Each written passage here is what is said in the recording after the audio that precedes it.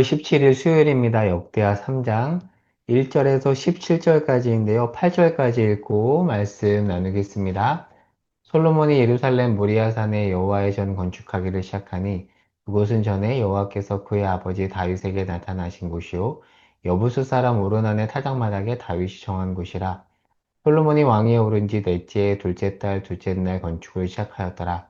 솔로몬이 하나님의 전을 위하여 놓은 지대는 이러하니 옛날에 쓰던 자로 길이가 60규빗이요 너비가 20규빗이며 그 성전 앞에 있는 낭실의 길이가 성전의 너비와 같이 20규빗이요 높이가 120규빗이니 안에는 순금으로 입혔으며 그 대전 천장은 잣나무로 만들고 또 순금으로 입히고 그 위에 종려나무와 사슬 형상을 새겼고 또 보석으로 성전을 꾸며 화려하게 하였으니 그 금은 바로와임 금이며 또 금으로 성전과 그 들보와 문지방과 벽과 문짝에 입히고 벽에 그룹들을 아로 새겼더라. 또 지성소를 지었으니 성전 넓이대로 길이가 20규빗이요 너비도 20규빗이라 순금 600달란트로 입혔으니 아멘.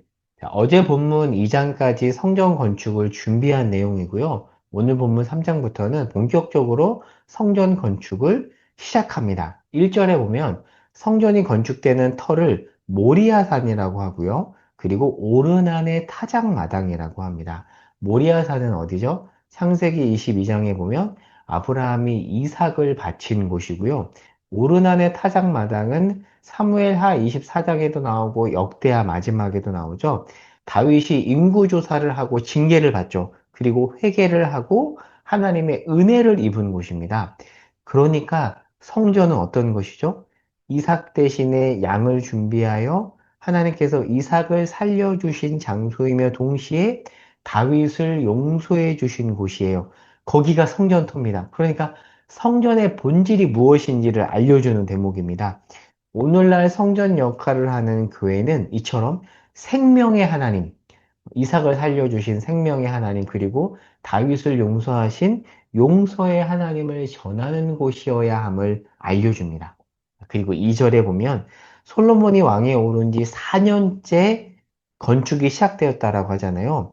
역사 기록에 따르면 솔로몬은 BC 966년에 통치합니다. 그러니까 성전 건축이 962년에 시작되었다라는 것을 알 수 있습니다. 이어서 3절부터 성전 건축에 관해서 묘사를 하는데요.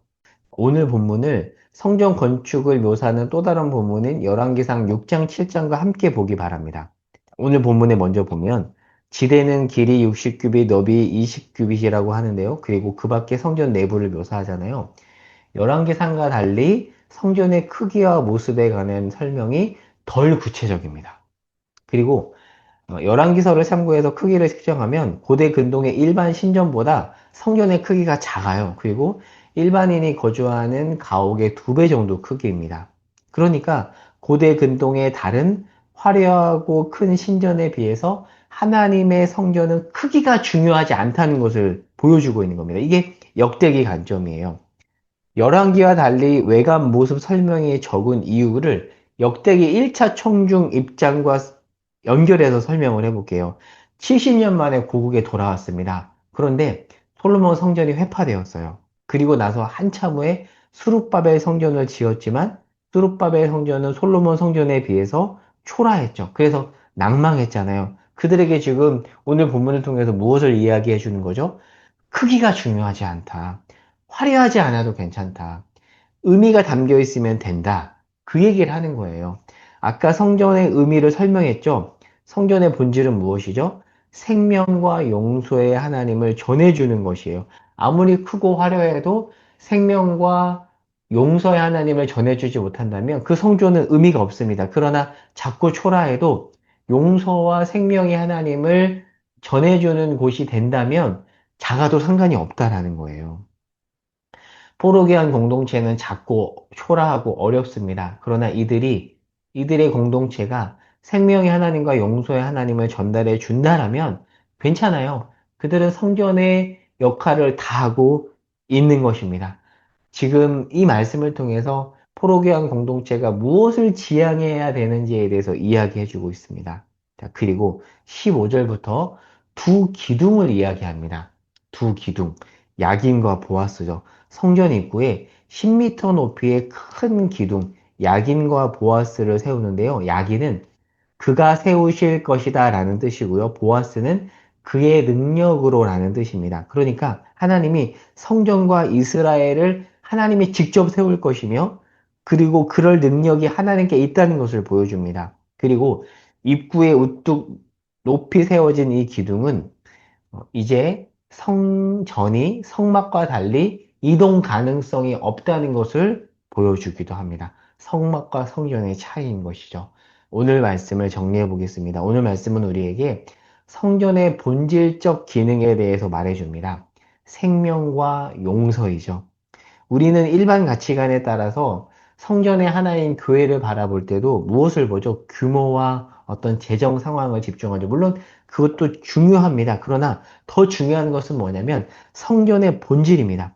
성전의 기초가 모리아산과 오르난의 타작마당이라는 사실을 기억하시기 바랍니다. 따라서 우리가 오늘 본문을 통해서 질문해야 됩니다. 우리가 섬기는 교회가 성전의 하나인 이 교회가 모리아산의 살려주심과 타작마당의 용서가 전해지고 있는가? 그 질문을 던져야 되는 것이죠.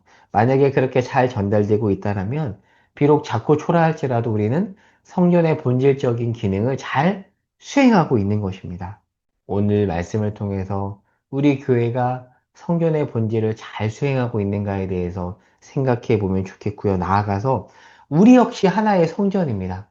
하나의 성전으로 살아가는 것이죠. 나는 이 세상을 살아가면서 생명의 하나님과 용서의 하나님을 전하고 있는가? 이 부분을 우리가 오늘 말씀을 통해서 던지면서 돌아보면 좋겠습니다.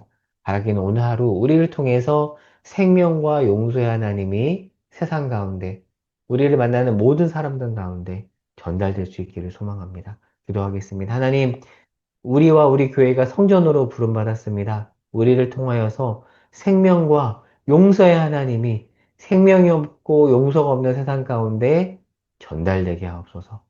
예수님의 이름으로 기도합니다. 아멘.